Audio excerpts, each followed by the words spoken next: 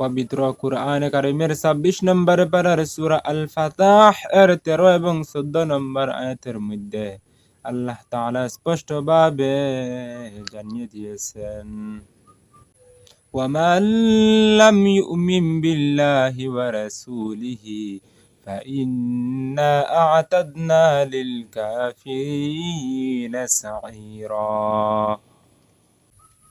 যাহারা আল্লাহ তাআলা ও তাহার রাসূলের উপর কখনো বিশ্বাস করেনি, আমি সেই অবিশ্বাসীদের জন্য অবশ্যই জ্বলন্ত আগুন প্রস্তুত করে রেখেছি।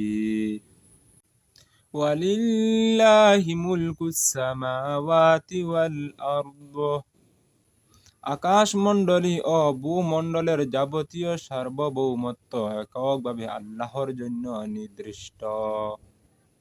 ইয়াগফিরু লিমান ইয়াশাউ ওয়া ইউআযযিবু মান ইয়াশাউ,